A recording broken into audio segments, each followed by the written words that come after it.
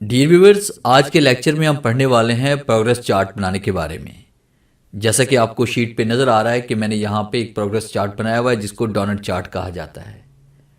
अब यहाँ पे मैंने यहाँ कंप्लीट वर्क दिखाया हुआ कि 85% मेरे पास यहाँ पे कंप्लीट है, तो वो ब्लू कलर में यहाँ पे शो करवा रहा है। जो वर्क पेंडिंग में है वो यहाँ पे ग्रे कलर में आपको शो करवाया जा रहा है।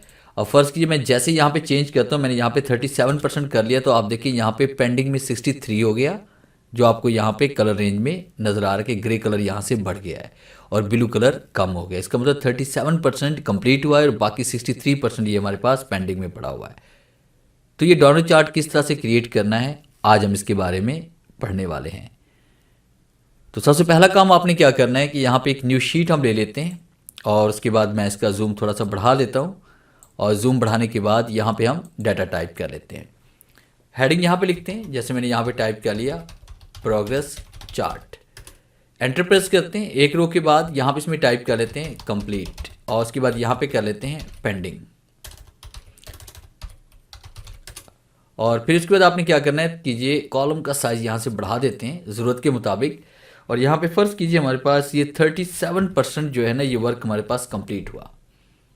फिर इसके बाद हम यहाँ पे एंटर प्रेस करके नीचे आते हैं और उसके बाद बाकी जो हमारे पास बाकी जो 100 में से बचा है वो कितने परसेंट बचा है, तो इसके लिए हम इज इक्वल टू राइट करेंगे, 1 टाइप करेंगे, माइनस कर देंगे जो कंप्लीट वर्क है, एंटर प्रेस करेंगे तो बकाया हमारे पास 63% जो है ना वो बचा हुआ है।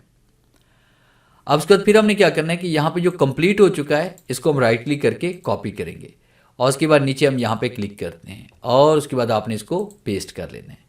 फिर इसके बाद वो हिस्सा सेलेक्ट करें जहाँ पे आप चार्ट इंसर्ट करना चाहते हैं, यानी फ़र्ज़ कीजिए कि मैं इस एरिया के अंदर चार्ट को लाना चाहता हूँ, इतना हिस्सा मेरे पास है और मैंने यहाँ पे मर्ज इन सेंटर पे क्लिक किया।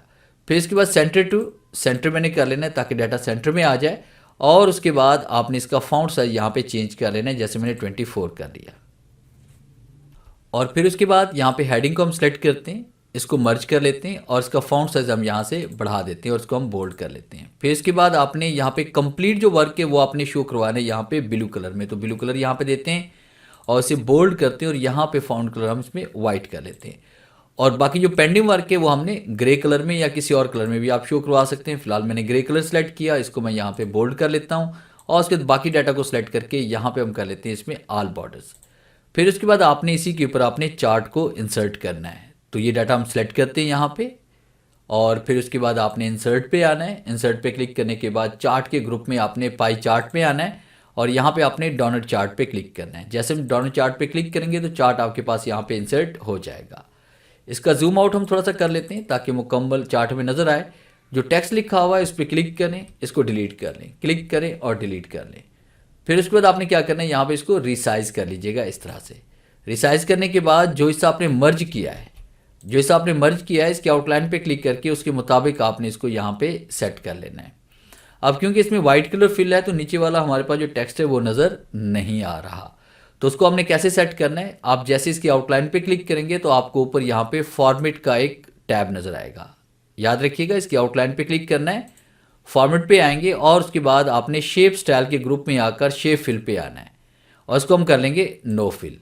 फिर इसके बाद शेप आउटलाइन पे आएंगे और यहाँ पे हम क्लिक कर लेंगे नो आउटलाइन, कि हमें शेप की कोई आउटलाइन भी नहीं चाहिए, यानी जो आउटलाइन थी आउट बॉक्स की वो भी यहाँ से रिमूव हो चुकी है और जो हमने यहाँ पे परसेंटेज शो करवाई थी वो भी नीचे हमारे पास यहाँ पे शो हो रही है।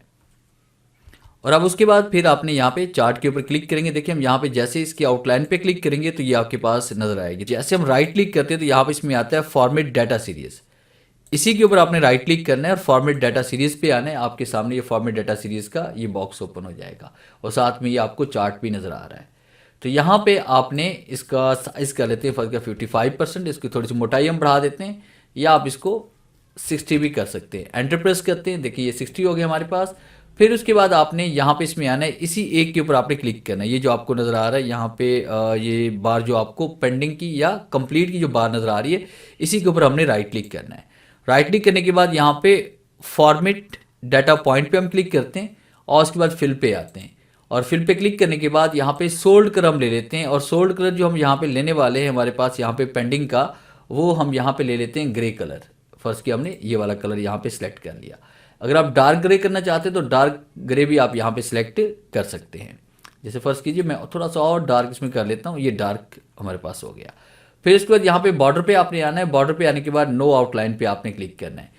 इसी तरह से ये अमल आपने ब्लू जो हमारे पास यहाँ पे जो कंप्लीट डाटा हमें शो करवा रही है उसी के ऊपर आपने राइट क्लिक करना है और फॉर्मेट डाटा पॉइंट पे हम आएंगे और फिर दोबारा आपने यहाँ पे क्लिक करना है फिल इन लाइंस के ऊपर। और उसके बाद फिर हम क्या करने वाले हैं, यहाँ पे कलर हमारा ब्लू यही रहे। अगर कलर चेंज करना चाहते हो सोल्ड कलर भी आप यहाँ पे चेंज कर सकते हैं। फिलहाल क्योंकि मैंने यहाँ कंप्लीट के लिए ब्लू सेलेक्ट किया था, तो अब उसके बाद मैं यहाँ पे इसको कर लेता हूँ नो आउटलाइन और उसके बाद फिर आपने यहाँ पे क्लिक कर देना है। अब देखें जैसे हम यहाँ पे इसको चेंज करते हैं, मैंने 45% कर लिया और उसके बाद मैंने इसको फर्स्ट के 95% कर लिया, तो ऑटोमेटिक देखिए जो कंप्लीट हो रहा है वो ब्लू कलर में यहाँ पे उसकी रेंज बढ़ रही है। अब जैसे मैंने इसको कर लिया 27%, तो ये देखिए हमारे पास ग्रे कलर देखिए यहाँ से बढ़ चुका है। इसका मतलब है पेंडिंग में 73% वर्क आपके पास पड़ा हुआ है।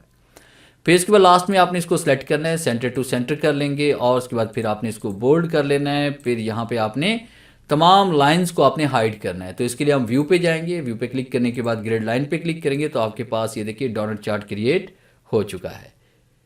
तो ये था मेरा आज का लेक्चर जिसमें मैंने आपको पढ़ाया कि एमएस एक्सेल के अंदर आप प्रोग्रेस चार्ट या डोनट चार्ट किस तरह से इंसर्ट कर सकते हैं। उम्मीद है आज के इस लेक्चर में ज़रूर कुछ नया सीखने को मिला होगा। वीडियो अच्छी लगी है तो इसे लाइक कीजिए और अपने दोस्तों के साथ शेयर कीजिए। मिलते हैं हम नेक्स्ट लेक्चर में, तब तक के लिए गुड बाय।